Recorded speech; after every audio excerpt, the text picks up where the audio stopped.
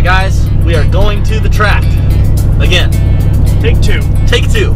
So, we had Chucky ready to go, as you all know.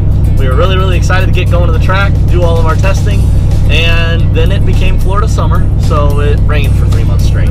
It is not raining every afternoon at about 4 or 5 o'clock, so that means the racetrack is staying open on test and tune nights.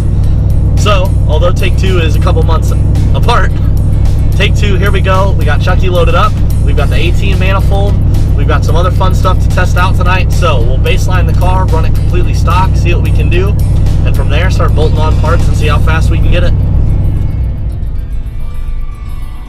All right, guys, we just got through tech. Chucky passed with flying colors, which, I mean, we haven't really changed anything since we were here last time, so it should. But we're gonna check the oil, check the tire pressure, and we're ready to send it and see what happens. Mint. All right. Mint. So this is our first stock pass. As long as I can get under a 13.5, I'm pretty much happy. So, see you at the other end.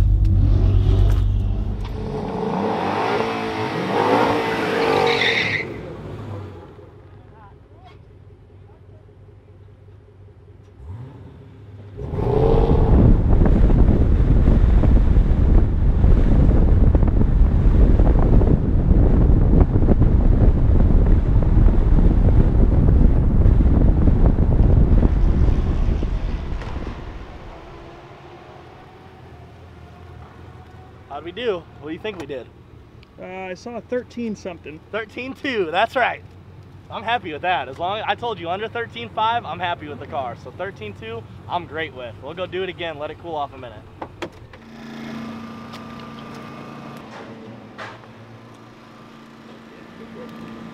All right, guys, Chucky consistently ran a 13.2. We just ran back-to-back, hot lap the car, ran 13.2. All we did was really lose a little bit of mile an hour the second pass, but still, 13.2, that's what I'm gonna go ahead and call our stock time. So, time to put the VMP stock tune on it and just see what we can get out of it from just a tune.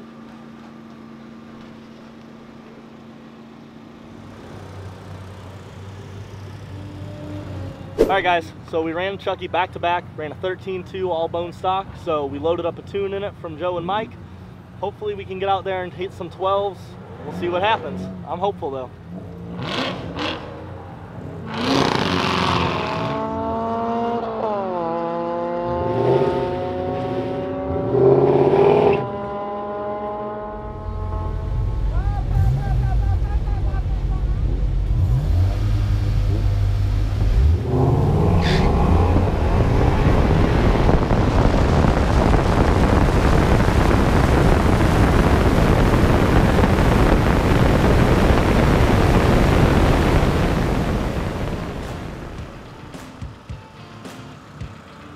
Not only did we break into the 12s, we ran a 12.7 and picked up like 4 miles an hour just with a tune. Time to put the intake manifold on.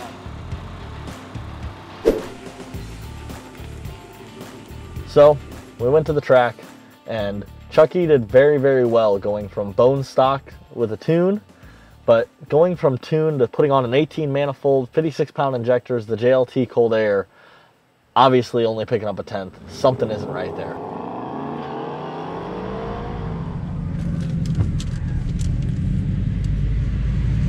It's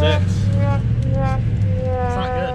So, as you guys know, we did buy Chucky as kind of an insurance deal. It had a who knows what life before us, but either way had at least 80,000 miles on it. There was a GoPro mount glued to the mirror already when we got the car. So, chances are it wasn't driven by an 80-year-old grandma. So I think we need to go through and try to see what's going on with Chucky, that maybe we're not getting the results we definitely should out of upgrades like the manifold, the injectors, the cold air. So today I want to go ahead and do a cylinder balance test with the scan tool I've already got set up, as you can see. That can kind of hint at any misfires, any problems we got going on. If that shows me nothing, we'll keep going to a compression test. Obviously, most of you should know what that is, but we'll stick a compression tester on each individual cylinder, make sure no cylinders are low. I really want to drop the catalytic converters and make sure none of them are clogged or anything's going on funky in there. And if all else fails, we'll do a cylinder leak down test, and that'll let us know if we're losing any of the compression past the rings or into one of the valves. But we got to figure out what's going on with Chucky, because I need to make it go as fast as a stock 18 sooner rather than later. So let's get to figuring out what the hell's wrong with this thing. All right, guys, this here is my fancy scan tool. This basically hooks up into the car and tells me almost everything that's going on. I can look at misfires, I can shut off fuel injectors, I can do everything from here pretty much to figure out engine problems. So what I'm going to do right now is we're going to do a cylinder balance test, which is where basically the computer goes in and monitors everything that's going on in each cylinder as it's running, as I put the engine under a load, and it can kind of hint at if we have misfires and whatever else and let us know what's going on. So to do it, you got to start the car, put the car in gear to put it under a load, and then rev it up just a little bit, nothing crazy, but just a little bit. It'll show us the results, then we can scroll through and see what we got.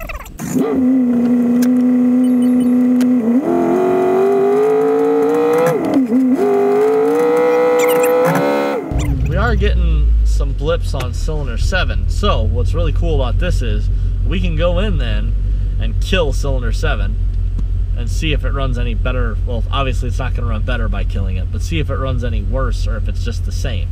So pretty much as soon as I do that, Chris over here that's filming, I'm sure can hear the car drops the cylinder. It's not doing so hot anymore.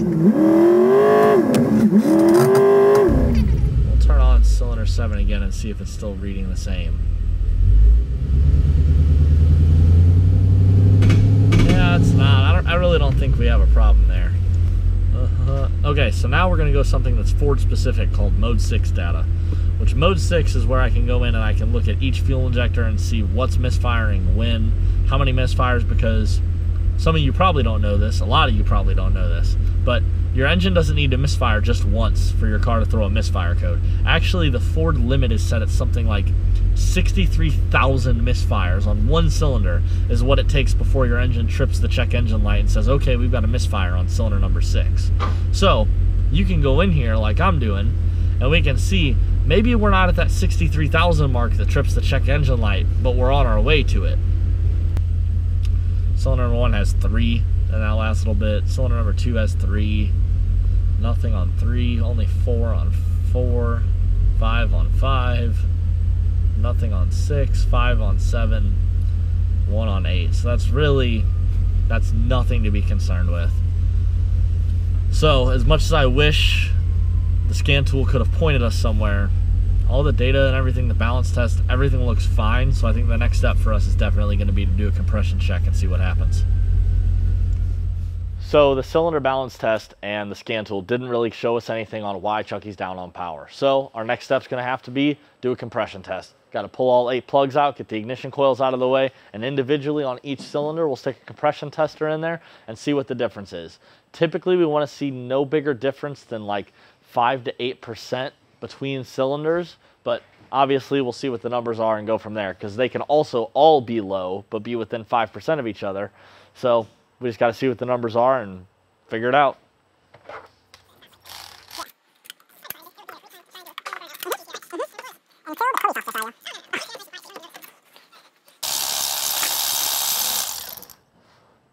Oh my. That might be part of our problem. And they're iridiums. Should have double platinums. So, while the car does have 85,000 miles on it, I really wasn't that concerned with the plugs, because when we got it, it had fresh diff oil in it, had a fresh oil change, training fluid looked fresh, it had a brand new air filter in it. I thought someone had just serviced the car. These are looking pretty gnarly to me, and they're gapped at about 60 thousandths, which your stock NA Mustang, you want to be in between like 49 and 53 thousandths is what the manual calls for. So let's go show them to Mike and see, since he's been the one tuning the car, see what he thinks we should do. I'm going to probably say throw some new plugs in, but let's go talk to him. All right, Mike. So that was the stock plug that came out of 85,000 mile Chucky, and it's gapped at about 60. Put plugs in it. They're OEM plugs. So how do you know it's OEM? Painted tip. So anytime you guys see the stock plug as the painted tip right there, Mike just told me that's how you know it's an OEM plug. So we know they've been in there since 2011. I think it's time to go throw some brisks in it after our compression test. So for those of you that don't know how a compression test works, I'll explain it for you real quick. The rest of you that do know what the hell I'm talking about, just hang on for 5 seconds. So this is a compression tester. You take this nice hose, you thread it into the hole. It's threaded just like your spark plug is, It threads right in, has a nice O-ring to seal against it, and then you crank the motor over, and that tells you how much pressure the piston is pushing up and putting into the cylinder area. So I'm going to make a nice little diagram right here of Chucky's engine. This is Chucky's engine. We've got 4, 3, 2, 1. There's 5, 6, 7, and 8. And we're just going to make sure to write them all down as we go through. That way we can then look at all our numbers at the end, because while you're also looking for the compression to be high or low enough, you're also looking for the numbers to be within each other, because obviously if you have good compression, and this one cylinder has bad, that's a problem. So it's very good to remember what specific cylinder is where at. So let's get started.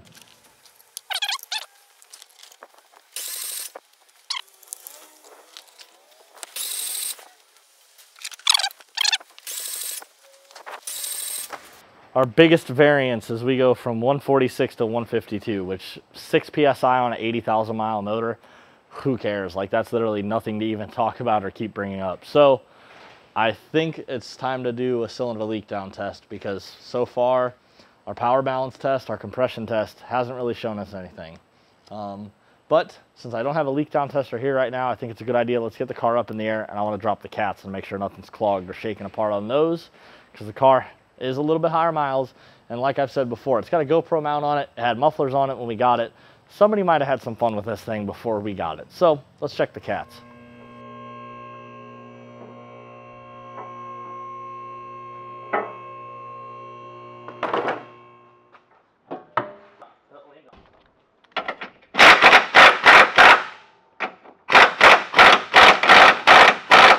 So you can see that the threads were kind of messed up over here.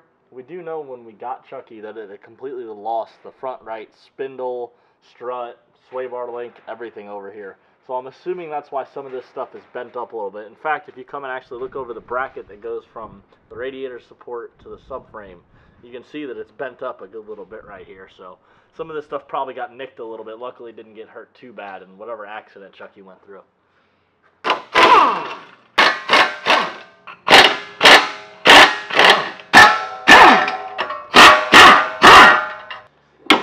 The best way to remove the ball joint is just to make sure it's free going into the spindle before you actually drop the subframe, and then get them out as you drop the subframe on the way down. Otherwise, you'll just sit here and fight getting them out, whereas since you're going to drop the whole subframe anyway, it'll become quite easy here in about 6 inches.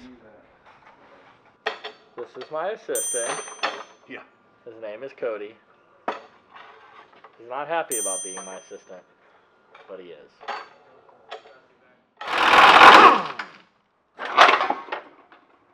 Come forward on the transmit. There we go.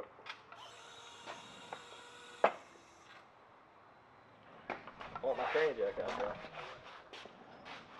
So, for those of you that don't know how to get more torque out of your wrench, you'll see that I have my ratchet wrench up top and this wrench on bottom, just to make it a little longer.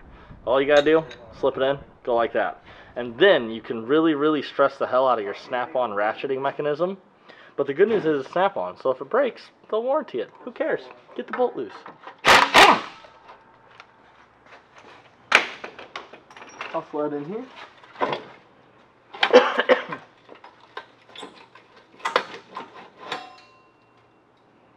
We've got Chucky's exhaust drop down now. The cats do look a little bit damaged, plus I don't think the stock manifolds were quite helping our 18 manifold flow.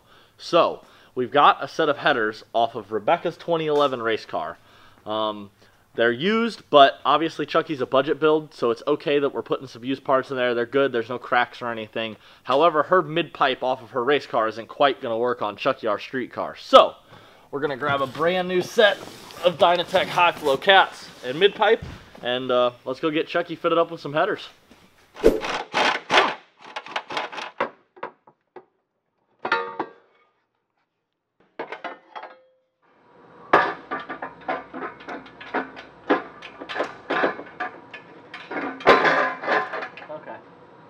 We really like using the Dynatechs because honestly, the fit's great, the clear steering shaft's beautifully. I've installed a lot of headers on these cars. Not every manufacturer necessarily makes it a priority for the bolts to be easily accessible, and definitely on the Dynatechs, it's a little bit easier. So get yourself a name brand like Dynatech or one of the others when you're doing these headers, or you're going to have a really hard time. Alright, Donnie's tech tip number 829 for installing headers. When you're installing the passenger side header, you're going to need to remove the nut that holds the AC line to a little stud. And then once you have the nut out, you can slide the stud and the little bracket it's on over after you pull the AC line up off of it and pull that stud out. Now, the reason you and I are going to do that is because otherwise, whenever you run your car, hypothetically the motor could torque and fall right into this stud, and that would cause false knock because your motor's banging metal to metal, which we don't like that because then we don't have timing. So, we're just going to pull this little stud out. It literally just slides in from the front of the car backwards. So once you have the nut off and the line out of the stud, you can just stick pliers on it, pull it this way, it'll come right out.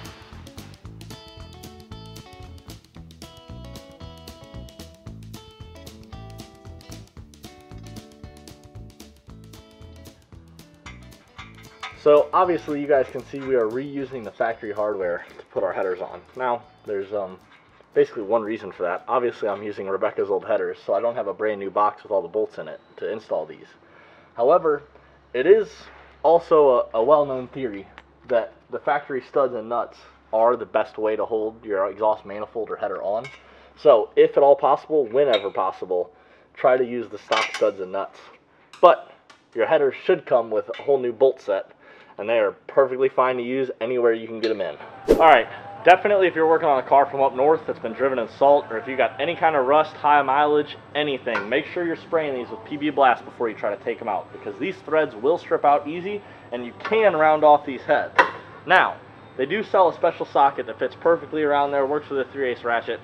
I don't have mine with me here today because I took it home because I was working on another project car. So, in the case you don't have a fancy socket, a 7/8 wrench will get it done. Just make sure you're careful because you can round it off fairly easy. Hopefully I get lucky. That's it.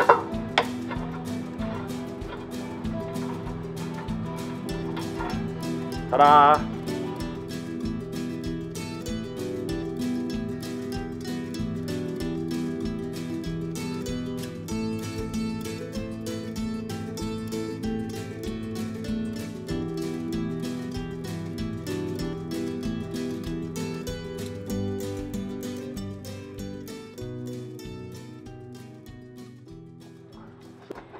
Make sure when you're fitting up your exhaust, you pretty much leave everything loose.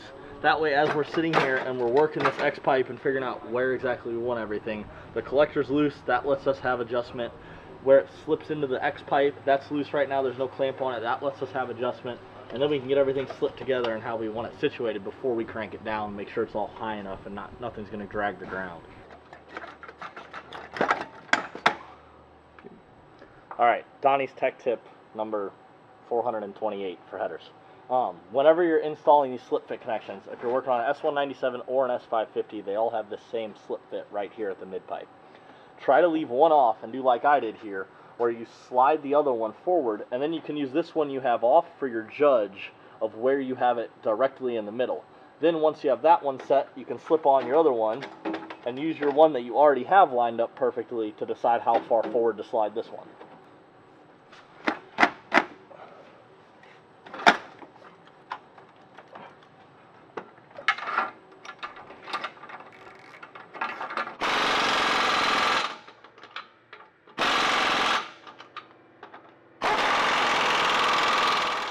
So when you get done under here, make sure you have all of your O2 sensor wires zip tied out of the way where they're not going to hit drive shaft, anything else hot or spinning. Make sure all your connections are tight, and then we can lower the car back down and get the motor mounts back tight, and we're pretty much wrapped up. Okay, so we've got the headers and the cats installed on Chucky now. When we dynoed it initially, before we ever did anything with the car, it made right around 330 horsepower. As you guys know, we then took it to the track, put a tune on it, saw that it ran. While we were still at the track, put an 18 manifold on it, the bigger injectors, and a JLT cold air. And we didn't quite get the gains out of it. So that's when we brought it back to the shop. I re-dynoed the car, and it was only doing around 360. So that was when we started digging into the cylinder balance test, the compression test, the cats, all that fun stuff. So now, here we are back on the dyno. We're going to see what these headers got us and pray that they have hopefully helped Chucky, and we're going to get to that 18 GT stock quarter mile time of around 11.8 with all this work done now. Let's see what she does.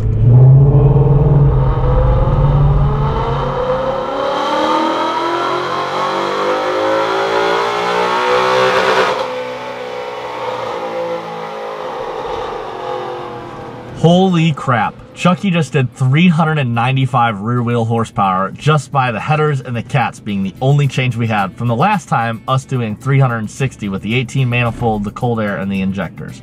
A gain of 35 rear wheel horsepower is not normal on an NA car just due to headers. So I'm going to go ahead and say it's got to be because of the pairing of the 18 manifold with the headers, with the injectors supporting it, all that stuff. So I really think the stock exhaust was holding us back, whether it's just because it's stock and the 18 needed more flow to get out, or because the cats probably weren't in the best shape from whoever owned the car before us beating the crap out of it, maybe had a bunch of cheap gas thrown through it, whatever. All I know is now we're making the power we should be, so I'm really excited to take the car to the track and see what we get out of all the upgrades. Make sure you tune in next time to see. Hopefully we're going for 11s.